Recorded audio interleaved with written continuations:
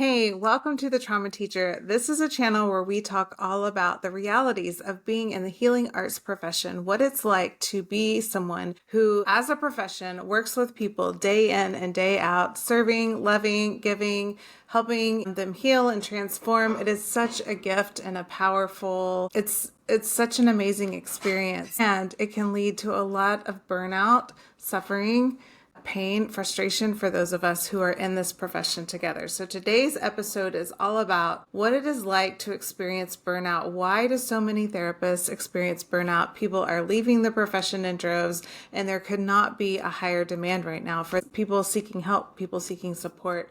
Not only is the stress levels really high because of things going on in our personal lives and also politically and just around the world, but also people are becoming more aware that they don't have to suffer. They don't have to live in suffering any longer. And the more aware people are becoming of that, the more they are beginning to seek support and help, which is creating a higher demand for those of us in this profession, right? But I'm on several Facebook groups, and as I scroll through the group, almost every single day, somebody is posting in there about, like, I can't do this anymore. I'm so burnt out. I'm overwhelmed. What are you guys doing? Like, I'm getting calls constantly. My caseload is full. I have a waiting list, but I feel bad. There's people who really, really are in a lot of pain, who need support and need help. Or you're working at an agency and your supervisors are asking you to take on more and more and more hours than what we know, what research has told us is appropriate for you to be working and maintain a sustainable life. So it's more than full time, but the demand just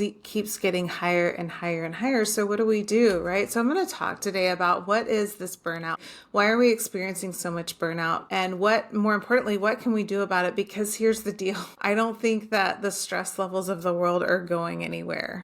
Like that's just the reality, right? Like our world is going to continue to become more chaotic. Of course, we don't want that to be true, but I just don't see how it's not going to be true. So waiting for the day when the demand lessens or when we have enough people in the profession to meet the demand, I just don't think that's a realistic goal. It's not, that's certainly not going to help us right now in the way that we're feeling. And then it's likely never going to happen. So there has to be another strategy. There has to be another approach, because the answer absolutely is not, it cannot be and never will be, well, then those of us in this profession just lose out. Like, we just have to deal with it. We have to be burned out, stressed out, and helping the people, and helping other people not feel that way. That doesn't even make sense if you think about it. Like, how can somebody who's completely stressed out, burned out, overwhelmed, like basically in survival mode, get somebody else out of survival mode? Like, that doesn't even make sense when you think about it, right? So we have to find another approach. We have to find another way where we can really help and serve people, and we care deeply about the work that we're doing, and we want to reduce the suffering in the world. And we cannot be in a place of suffering ourselves in order to do that. Like, I'm going to say that again. We cannot be in a place of suffering ourselves and reduce the suffering of the world. So there has to be a way for us to be sustainable long term, so that we can be what we envision. We can create the world that we envision. And the only way we can create the world that we envision is to be that ourselves. Right? And that's so hard for so many of us as healers to understand, because we are just so used to being the one to carry the burden. We're so used to being the one to say, it's fine, I don't matter, as long as you're happy, I'm happy. Like, that's so ingrained in who we are. And I'm going to talk a little bit about why that is. But if we don't shift and change that mindset, then we can only raise the collective so far. So when I think of it, and when I study all kinds of different people's work, lots of leaders and mentors in the mental health field. Basically, we have two main categories that we operate in. There's like survival, and then there's the other world is kind of defined in different ways by different people. It can be defined as the creative plane. It can be defined as the self-actualized. It can be defined as love. There's like fear and survival and love, creativity, full expression of who we are, self-actualization, desire, living from what you want to create, not what you need to survive, right? So there's kind of two main basic camps that we're operating from. And if we, as the healers, as the helpers, as the therapists, are surviving our own life ourselves. If we are high functioning survivors, but we're survivors, then there's really no way we're going to be able to help somebody move over here into this really powerful, creative place that's fully expressive, and people are able to be their most abundant self and living in joy and the fullness of life, right? So we can talk about it, we can give strategies for it, but we can't, if we're energetically in this place of survival and of burnout and frustration, then we can help people in that space for sure. Like there's a wide range of opportunities for us in this space, but it's never going to be feeling fully alive because we're not there ourselves. So I think I've beaten the point up enough. Let's talk a little bit more about what this practically looks like. So when I was in my most burnt out state, I was seeing 6 clients a day, 4 days a week. And, it was I was a cash pay private practice. So I wasn't having to do billing, wasn't having to do insurance. Logistically, a lot of things were set up really well for me to be successful. And I'm really grateful for that opportunity and that I was able to build something and get to a place where I was able to work. It was kind of like the therapist dream, right? The private practice dream, having your own practice, working your own hours, cash pay, like I said. So I was 4 days a week, 6 clients a day, 3, break 3. And it was great. I did it for several years. And at first I really loved it. But over time, I began burning out. I was getting drained. It's a lot to sit with somebody one-on-one, hour after hour. It's lonely. It surprised me how lonely I was, because I'm with people all day. I'm talking, like having good, deep, intimate conversations with people all day, but it's therapy. So it's conversations about them, and you're investing in helping them and helping them transform and heal and grow. And again, it's my greatest, I love that I get to do that work. But when you're spending hour after hour after hour looking at other people, thinking of other people, talking to other people, helping them sort through their truth and sort through their suffering and their pain and release it, and all those incredible things that we get to do, it begins to get really, really lonely. And then at the end of the day, I would just be so tired of talking, so tired of being in a deep space. I remember many, many days I would just drive home, radio off. I just silence all the way home. And then you get home and then it's kids and homework and dinner and, the whole routine. And after several years of living that life, I just began feeling resentful for my work. Okay. So the early stages are like you're feeling fatigued. Maybe it's just a little bit harder to get going, to get motivated, to get up in the morning. You're feeling and a little more stressed than you normally would, but you're still very much doing your job. You're good at what you do. You like what you do. Maybe you have trouble focusing. I know for me, I began thinking about other things. I'd be in session with a client and they'd be telling their story, and I would have to really work to keep my mind focused in the room, to keep my mind present with what my clients were trying to say and not drift off into daydreaming or drift off into what I needed to do later that day or whatever, and just staying really present. And then just kind of a little bit of emotional disconnect. Like I said, I would drive home after work, radio off, and just try to decompress a little bit. And then I would go home and my kids would be there and it's time for the family routine, but I was just a little bit not fully present, not able to really engage and connect. And it's because I was kind of reaching my limits and I was giving more than I was receiving. And so because the balance was off over a long extended period of time, I began slowly starting to burn out. So then the later stages of that, I didn't know what to do about it. First of all, I didn't really recognize it at that stage. Like looking back now, I can see that I was in the early signs of burnout. But of course, we're used to just life is hard and you just suck it up and I just keep going. And especially those of us who are in these healing professions tend to be rescuers by nature, right? We tend to be the ones who just show up no matter what, who know how to just get stuff done no matter what's going on. So it's just that's life, right? So we just keep going. So even though the signs were there, I didn't recognize them. And honestly, even if I had recognized them, I wouldn't have known to do anything about it. I would have probably just kept going. That's just life. That's just the way it is. So then later I began feeling apathy, clients would come in and have some major stuff. I'm a trauma specialist, so I'd hear some really major stories. And normally I would really be more engaging with their stories and really engaging with the healing process for them. But I began to feel that apathy, that sense of like, okay, I was never like in a hurtful place with them, obviously, but I could just tell that emotional disconnect was getting even. And then I began to dread sessions with clients and like I don't want to go to work today. And I didn't feel that for the longest time because I'd worked so hard to get to a place where I had my own practice and was full. And I was so proud of that and so honored that I got to do it. And it really began to scare me that I was getting to a place where I could take it or leave it. I didn't really want to be there much anymore. And then for many people, that's when like chronic health issues begin to come up. You get sick a little more often. The stress response within your body begins to show signs of breakdown and stress and frustration. So if you find yourself in this space, first of all, I want you to know that you're not alone, that it's very, very common.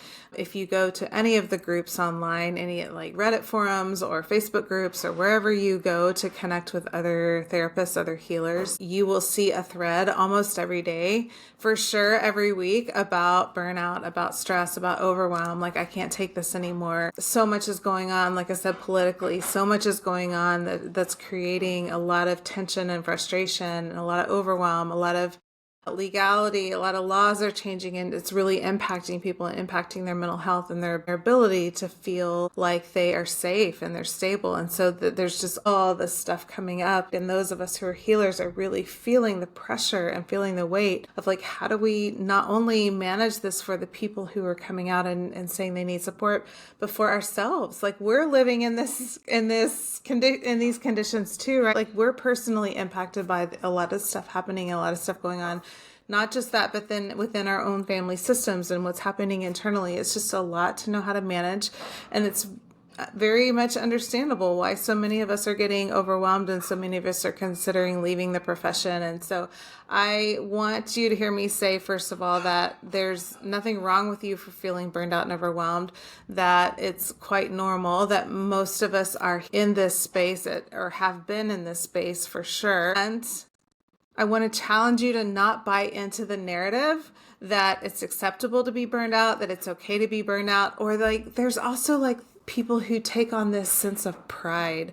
Like, I'm not really good at what I do unless I'm overwhelmed and burned out. If you are a therapist and you're not overwhelmed and burned out, you must not be a very good therapist, or you must not really be invested in the work you're doing, or you must not really care about your clients. Like, that is BS. First of all, that's so shame-based, and it's kind of gaslighting. Like, what? If I'm not burned out, that means I don't care about my clients. That means you are taking pride in your overwhelm and in your burnout, which means you're not really living your life. How can you help a client really get to full self-actualization and really thrive in their life if you're living your life stressed out and overwhelmed and burnout and you think that's the definition of success? Absolutely not. We're not doing that. We're not going there. So this is all about helping you understand, like, first of all, you don't have to live like that. You can be an effective healer. You can be really powerful and present and have an incredible practice and absolutely love your life and just be so present and so incredible at what you do and create so much effective change for people. And that is actually what's going to raise the collective in the end anyway. If you are somebody who's living in abundance, who's living in freedom, who's living in joy, you have an incredible life that you love outside of the work that you do, then you are one of the ones who are ushering people into this life that we all dream of getting to live, but we just often don't know how to live it and get out of survival. Okay, so I'm going to help us understand what we can do, what we need to do in order to get out of that survival mode and into a life of really thriving abundance, not just in the work that we do, but also in our personal lives and how we live and how we express who we are when we're not at work. Okay, so the first thing we need to address is empathy overload. So most of us in the healing professions and who are therapists, who are life coaches, who are yoga instructors, who are naturopathic doctors, even nurses and doctors in the medical field, like most of us have a high sensitivity. We're highly empathic. And so we can feel other people's emotions and pain quite well. And as kids, we could also feel the emotions and the pain of the people around us. And oftentimes, if you grew up in a home where parents were doing the best that they could, but it often felt emotionally unstable or not emotionally safe, or the parents were not able to create a really warm, comforting environment where everybody felt really stable and safe and connected. Either the parents were unplugged and disconnected, they just weren't emotionally present or available because of their own trauma stories and their own past and their own histories, or they just logistically couldn't be as present because they were working a lot of times or trying to provide for the family or,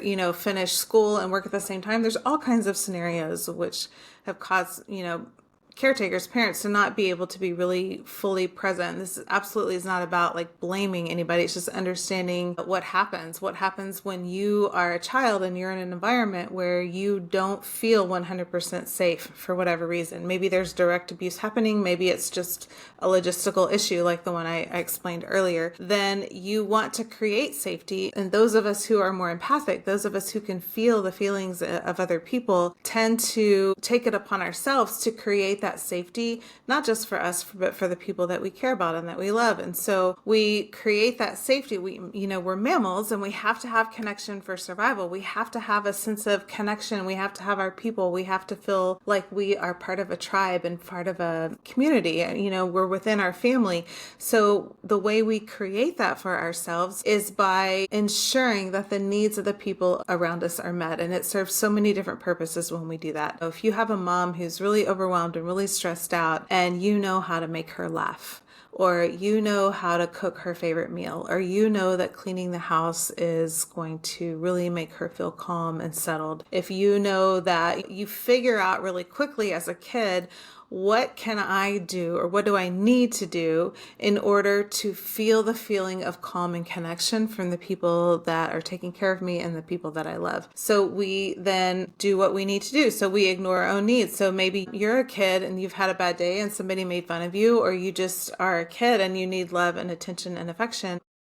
You ignore that and you meet the needs of the people around you. So you meet the needs of your caretakers, like I said, by cooking for them or making them laugh or giving them hugs or, bringing them a beer and putting it on the table by the couch, or, you take care of your siblings, or you give up the nicer room for your sibling, or you do the laundry for them, or you find ways to meet the needs of the people around you. And like I said, it helps them feel not stressed and more calm because some of their basic needs are being met. So then their mood is more stabilized. And because we're empathic, we can feel that their mood is a little more stabilized. And then oftentimes we will get a thank you. You're amazing.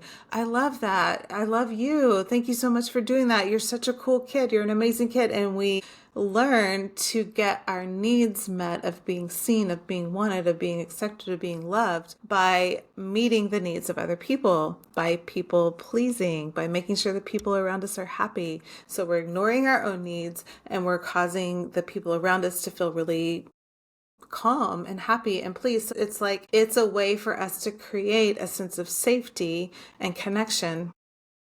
But what happens over time is we become adults and we don't develop the ability to understand what we need. And we definitely don't develop the ability to ask for what we need or demand what we need, and sometimes, or just meet our own needs in some way. So we have this pattern of thinking that when other people feel good, when other people feel calm, when other people feel settled, I'm calm and settled, first of all. So that's part of what helps us feel calm and settled, is because other people are calm and settled. But we also learn that I have to ignore my own needs in order for the needs of other people to be met and for them to feel satisfied and comfortable. And so we not only don't know how to meet our own needs, we often don't even know what our needs are. We become so unaware of that imbalance. We just think that this is normal. This is the way life exists. So can you see how, for those of us who are therapists or those of us who are in healing professions,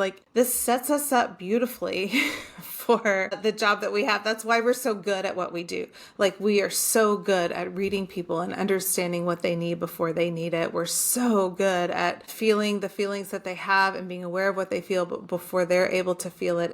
And we're comfortable being with people who are not okay, and just being a really calm, stable, steady presence for them, and just being available for them until they find their stability and safety. But the problem that we often create is we don't know how to set boundaries, right? Like, we don't know how to, because our sense of identity is so tied in the stabilization of the people around us that it's completely foreign to us to think, okay, I can't meet with that client because I'm just mentally, emotionally maxed out. I don't have capacity for them today, but I know that they're really suffering and in pain. Like, we don't know how to do that. We don't know how to draw that boundary and take care of ourselves. We will overextend ourselves, take on that other client that we don't have room for, whatever, where we squeeze in because we know that they need support, because it's such a dopamine hit for us to feel like we've been a helper, that we've been a rescuer, that we saved them from their emotions of the day. And we don't know how to set boundaries because we never have before. So this is such a huge component to why so many of us get so burnout and overwhelmed, and why so many of us, we see and feel the pain of the collective. We see and feel the chaos that so many people are experiencing because of, political turmoil, because of laws changing, because of just general daily stress that's happening, all the things happening in the schools with our children. And like, there's just so much going on, and we can empathically feel all of it. And we don't have any sense of how to create boundaries around that to protect our safety. And when we do create those boundaries, when we do create a sense of safety for ourselves, then like, that feels so wrong. It feels so counterintuitive. It feels like we are letting everyone down. It feels like we are perpetuating pain and suffering. Where my challenge for us in this episode is to understand that actually, when we don't let people feel their feelings and learn how to manage them and work through them and take care of themselves, that we actually are perpetuating suffering, not only for them, because we are enabling them to not learn how to navigate and manage the feelings that they have, but we're perpetuating pain and suffering for us as well, because we are continuing to ignore and deny the needs that we have, and understand that we are humans just like everybody else, with just as many needs and wants and desires. And in order for us to really thrive, in order for us to be operating at our fullest capacity, there has to be an equal exchange of giving and receiving. And so many of us as healers would rather die than receive. Literally feels like life or death. So if you're somebody who's like, oh, I hate getting gifts from people. I hate when somebody does something for me. I hate it when, like a neighbor offers to fix something for me. Like, no. I always say no. I don't let people do anything for me. If you're that person, we take a lot of pride in that. We think that's a good thing, but that actually is a sign that your receivers are, broken, that they're stunted, that the channel of receiving has been blocked for whatever reason. And so if you're giving, but you don't have the channel of receiving open, then you are leading yourself down a road of overwhelm, of burnout, of suffering, of pain, of lack of energy, loss of motivation. And the only way to get out of that is to regenerate that ability to receive, understand what it is that causes you to feel so unsafe in receiving. And that's what it comes down to, is a lack of safety. So as a kid, if the adults in your life weren't available to just hug on you and love you and cause you to feel comfortable and warm and safe, then you're going to think that you don't deserve those things, or you're going to think that you don't need those things. You convince yourself you don't need them, or you don't deserve them, because if I need something, or if I deserve something and I don't get it, then that's a really shitty, painful, helpless feeling, right? Like that's way worse than not getting it but thinking I don't deserve it. If I don't deserve it, cool. Like, I'll figure out what I need to do to deserve it. But if I don't deserve it and you're not giving to me, then that makes sense in my mind, and I don't have to feel really helpless. I don't have to experience any suffering. But if I deserve it, and you're not, and I don't get it, then that feels so shitty and helpless and overwhelming. So that's why we kind of flip it and think that we don't need it or we don't deserve it. And the thing is we have to be willing to accept that we do need it and that we do deserve it. And there's some vulnerability in that. That can feel overwhelming. And so we have to identify kind of what those blocks are so that we can begin opening the channel for receiving as much as we're giving. Right? And for me, this was quite a journey. It was quite difficult because I was so blocked in my ability to receive. But this led me to attracting narcissists into my life. This led me to feeling really overwhelmed, feeling lonely all the time, not having friendships that really helped me feel alive, because I was creating relationships everywhere I went where I was giving, but I wasn't available to receive back from the people around me. And so it sets up a life where it's very one-dimensional and it's quite lonely. And then we take on the responsibility of, I feel responsible to help everybody feel safe within a world that doesn't necessarily feel safe. And that's not something that I can ever really solve for someone else. I can sit with somebody and help them create safety within themselves and create a life for themselves that is full of meaning and purpose, but I can't provide that for them. All right. So I call this like the rescuer complex, where we begin to overwork, we begin to take on more and more demand. And when people are approaching us with their issues and with their problems, unless you have a really grounded, solid sense of self, and even more than that, you 100% believe intrinsically in the ability for people to take care of themselves. Like, you know that every person on this planet has capacity to own their life, to take care of themselves, to manage all of their emotions, experience and feel all of their emotions, to get themselves out of situations with which they are completely stuck. Obviously, children are a little bit different here. Like, children are going to need support if they're in a home that's abusive and unhealthy, of course. But I'm talking generally speaking for adults. If you believe wholeheartedly that they are fully capable of creating a life for themselves, then we need to get out of the way. We have to get out of the way so that they can do that. And the only way for us to get out of the way is to, first of all, be living that life ourselves, be living fully out of victim mode ourselves, be living fully as the self. I am fully capable of creating a life for myself that I love and that I want. I am fully capable of making as much money as I want, living in the city I want to live in, creating the job I want to live. It's going to take some work. It's going to take some diligence. It's going to take me finding other people to pull from, to gathering resources, but I can do it for myself. And if I can do it, my clients can do it too. If I fully believe that they are 100% capable, then it relieves me of the burden of thinking I need to take care of them, which I can't do anyway. The only reason I want to take care of a client, the only reason you want to pull in a client and take care of them and relieve them of their suffering is because you have a belief, A, that they're not capable of doing it themselves, and B, that it's about you. You are receiving a dopamine hit from that. You are receiving some validation from that. Your ego is getting stroked so you can feel like you do belong in this world because of what you can provide. Like, there's a core belief system that is, I'm only as good as what I can provide.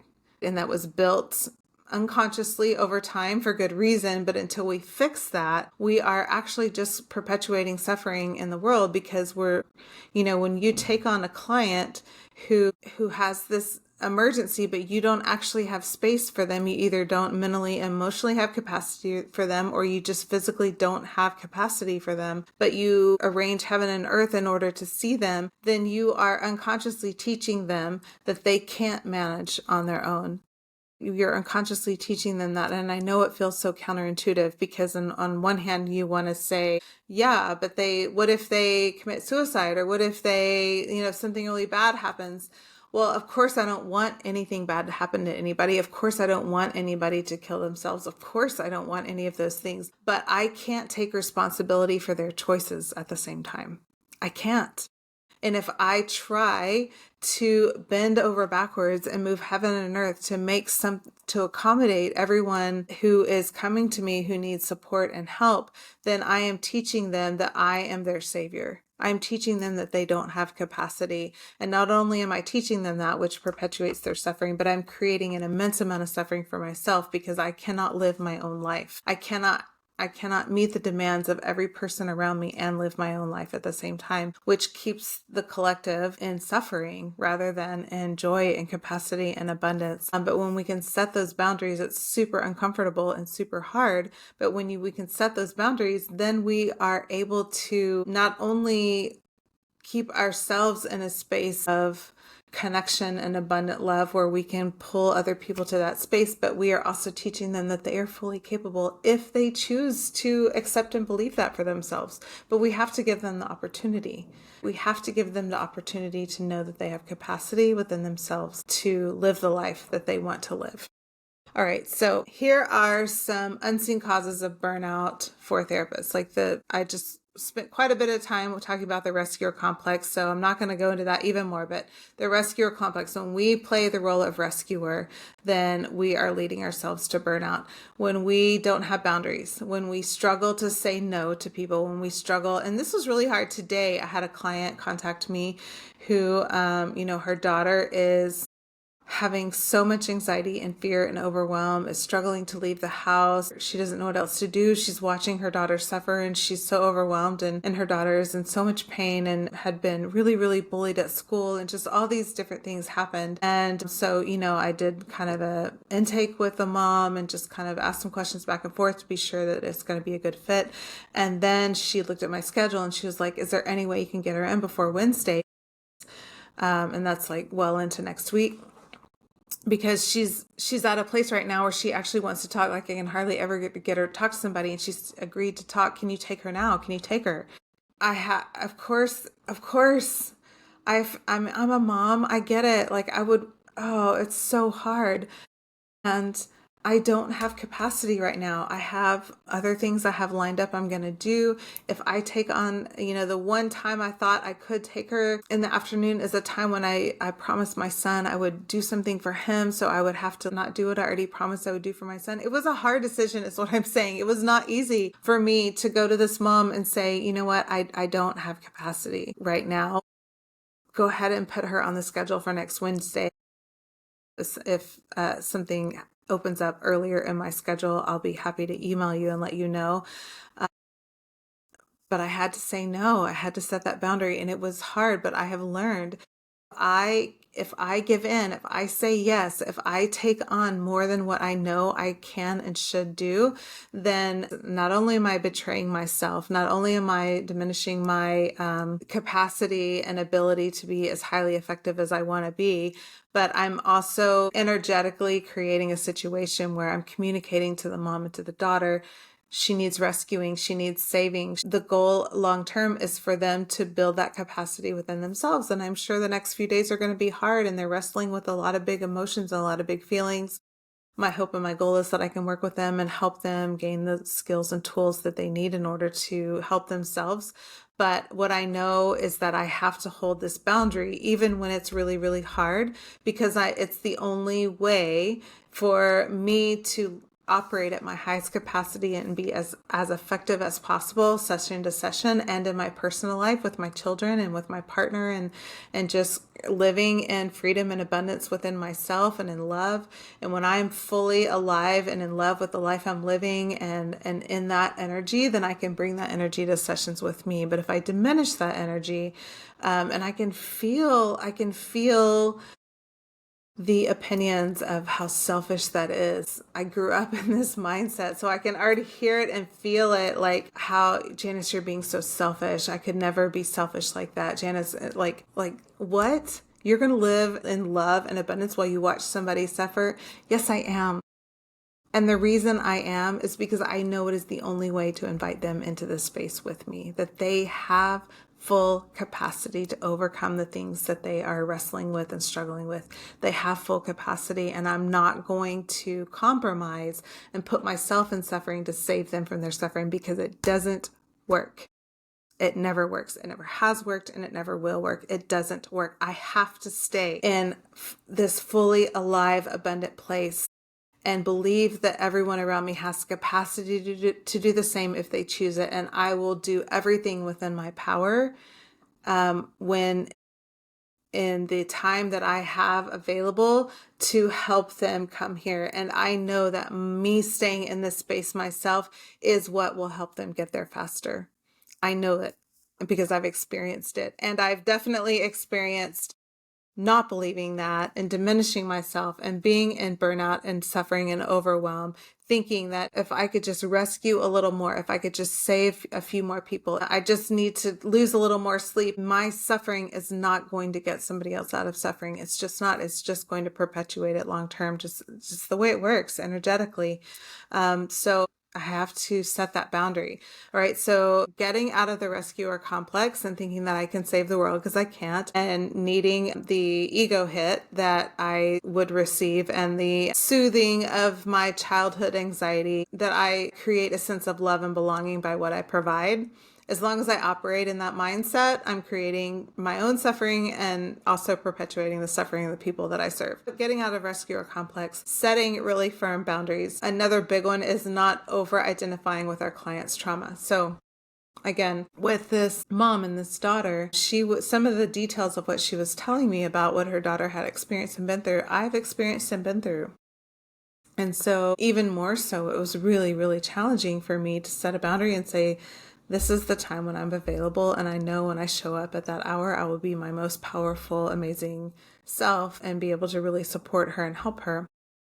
And if a client cancels before and another hour opens up, then I will pull her into that hour for sure. But it was another piece of what made it so hard is because I could really identify with what the daughter's walking through, with what she has experienced. And so when we are sitting with our client after client, or when those clients come in whose story is so similar to yours, is so similar to the things that you've experienced, we tend to then be like, oh, okay, I know what this person needs. Right. I know she's got postpartum. I know what postpartum is. Like, I know what she needs to get out of it. And that's really quite dangerous because she's not you. She's not me. It may be similar to what we've experienced, and we can draw on our experiences, inform it, and we have some good insight on how to support them. But I can't assume that what they need is anything, because I'm not them and I don't know them and I can't make those choices anyway. So if you have if you're a woman and you have a woman who comes in and she starts describing her marriage and you're like, I've been through that kind of marriage, I know she's going to have to leave. Like, I finally just had to get out. She's going to have to get out. Like, if we go there in our mind, even though you know not to say that directly to your client, if that's what you're assuming and that's what you're thinking, then not only are you crossing a few ethical boundaries, but that's kind of that stepping back into that rescuer complex, that savior complex, where like, okay, so then we take on a responsibility, assuming a role for this person and leading them to what we believe they need, even if it's pretty unconscious for us. If you are not careful with your mindset in that way, then you are leading yourself to taking on more responsibility than is yours to assume, which overwhelms you energetically over time and you will burn out. Right? So whatever our clients come in with, we can connect with them, we can empathize with them, we can relate to them because maybe we have similar stories, but we're not going to take on the responsibility for what needs to happen.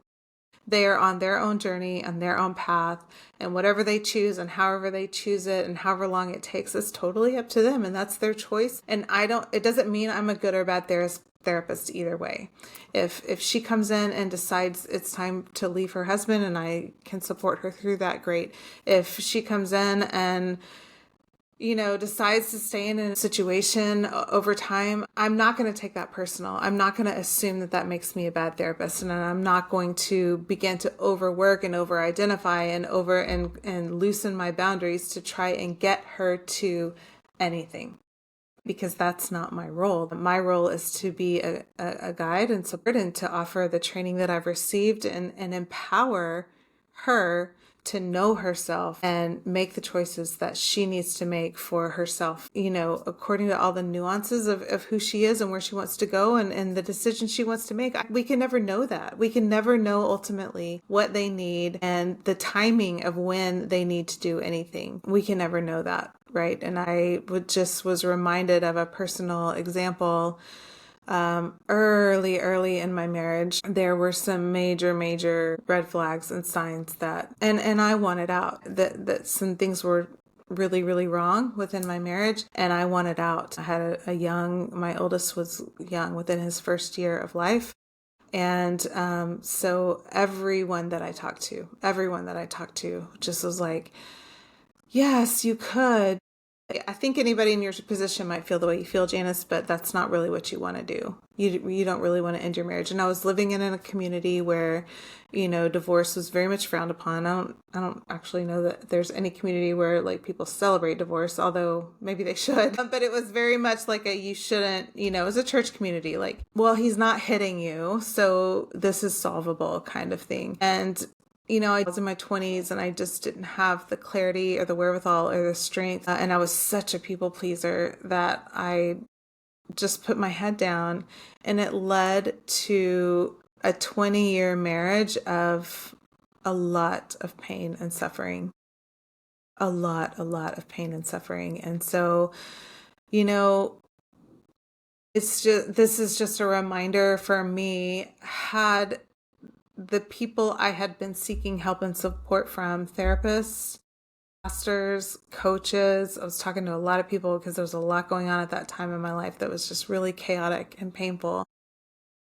If somebody had just given me the space to find me and what I want and what I need without an agenda, man, it could have saved me a lot of pain and suffering, a lot. So I say that as a reminder for all of us, like it may be crystal clear what you think needs to happen, that you think she needs to go, or you think she needs to stay, or you think they need to change jobs, or whatever the circumstances are, we can never know. We have to empower people to trust themselves and to find themselves in that journey and make that decision for themselves, because we don't know the nuances of everything that's happening. And without that, we just energetically create a super imbalanced state. For me, in that example, it created years and years of me thinking I needed experts to guide me. I'm still very much open to support and guidance and finding, I'm always seeking retreats and healers and all kinds of things. I'm very open to all of that, but I ultimately am the one who makes the decisions for my life. I can receive all kinds of support and care from other people, but anybody who inserts their own agenda or inserts their own opinion or inserts their own, this is how life should work, no thank you. Because I know in that way, energetically, they are trying to rescue, and it's not going to work out. It just isn't. Even if ultimately they're right, it should be, we as healers should be guiding people to source power and information from within themselves on their own timeline. So, if it's true, if it ultimately is that somebody, again, the example of needing to leave their marriage, when that happens, should be dictated within them and their own timeline and their own journey of where they're at and the stability of what they can handle and need. And we can't dictate that, and we can never know. Ultimately, they have to make those choices and then not take it personal. I'm just going to be here to support you and guide you and ask questions so you can find within yourself and strengthen your own fortitude and resourcefulness within yourself. And whatever you decide, and it's on your timeline. It has nothing to do with me and how good or bad I am as a therapist, as a healer, as a professional. Right? So getting to that place where we're not over-identifying with their trauma, where we're not creating unconsciously these agendas of what people should and shouldn't do, is so dangerous. And then creating, my last tip, not getting into the rescuer complex, not having clear, strong boundaries, over-identifying with client trauma. And the last one is, and this is the biggest challenge, is I'm just going to ask this question. Do you love your life outside of work? Do you love it? Are you in love with your life? And if you want to say yes, but you can't, or if you're that is a hard no, that is the number one place you need to work. You need to, and when I say work, I mean invest your energy, invest your time and effort. Maybe you're working for somebody who's a shitty boss, or maybe you are working at an agency that's overextending you or whatever. You can begin to put feelers out for other work, but until you create a personal life that you are absolutely in love with, you're gonna be burnout. you're going to be burnout. You're going to be overwhelmed. You're going to take on more because you are finding a sense of purpose. You're finding a sense of self in the work you're doing, and that will lead to burnout 100% of the time. It just will. Right? I mean, if you think about it, how could it not? So what do you need to do? How do you need to get yourself uncomfortable so that you love your personal life? You're going to start taking dance classes. You're going to start, I don't know, outsourcing dinners. I don't know what you need to do or the money you need to spend, but whatever you're telling yourself, I can't do that, or I can't afford that, or I don't want it, blah, blah, blah, blah, blah. It's all bullshit. It's all BS. We can take responsibility for our life. You're not a victim of your life. You are creating your life. So create it. Do you need to leave your marriage? Do you need to go to marriage counseling? Do you need to, I'm not saying it's going to be easy. Like if you have a really shitty relationship with your children, that's going to be hard to navigate. It's going to be hard to fix, but go get some help. Navigate it, right? If your husband is or your wife or your spouse or your partner or whatever is dragging you down, is weighing you down, is overwhelming you, like get some help, set some boundaries, do what you need to do, right? It feels impossible. It feels like you're stuck. It feels hard. And I've been there. I've been there. And it wasn't until, and I continue to find layers of how I haven't taken responsibility for different parts of my life. So this is not something I learned overnight. It's not something like I just recently took on another layer of, oh my God, in my business, I have this dream of the business I want, but I'm not there yet. And I keep waiting for somebody to give me permission. I keep waiting for the right business coach to have the right thing to get. It's me. I'm still waiting to be rescued in that one area. No, damn it. No, I am responsible. I get to create the life that I want. I get to decide how it's going to go.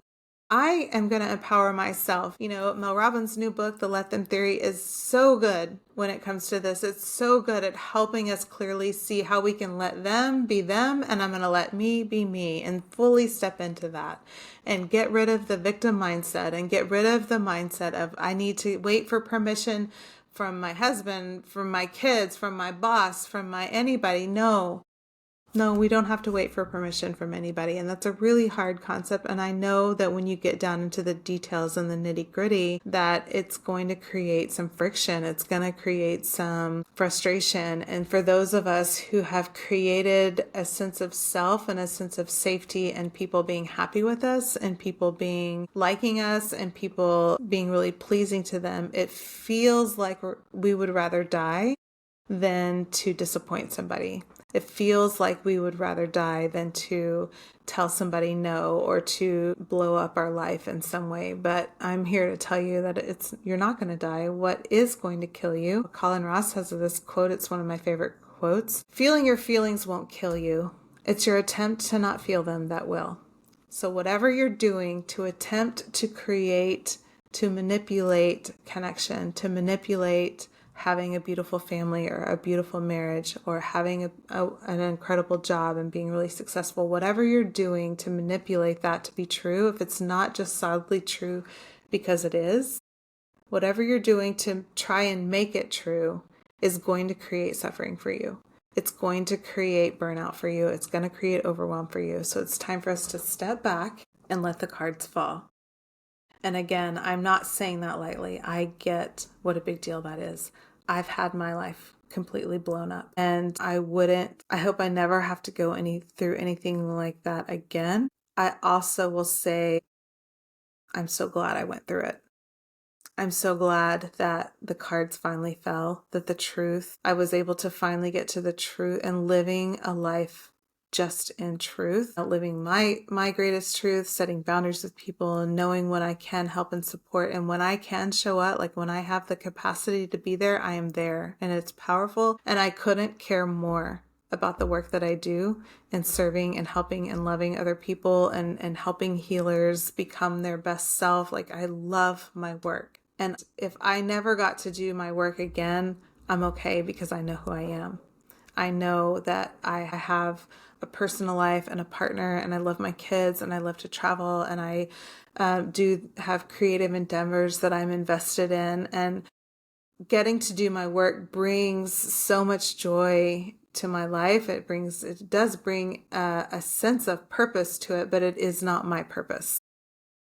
My purpose is not any one thing. My purpose is in being me, is being as expressive, every version of expression that I have in and of myself. And I'm still discovering more and more who that is. I'm still discovering more layers of that. And I hope I continue to discover more layers until the day I die, because that's part of the journey. That's part of the evolution of us coming into our greatest sense of self, right? So my hope for you is that your life doesn't have to blow up in order for you to get out of overwhelm and burnout, that you can begin to make some of these adjustments and changes in small doses over time. But if it does, it does. I'm not wishing that on anybody. And I know that if that's what's necessary, when you get to the other side of it, you will not regret that it happened.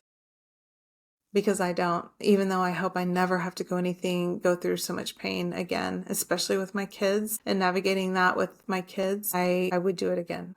I would say I wish it would, I don't regret that it happened. I would wish it to happen again so that I could be where I am now and as connected to myself as I can be. Again, I am so much more powerful as a therapist than I ever was before. And I was a damn good therapist before.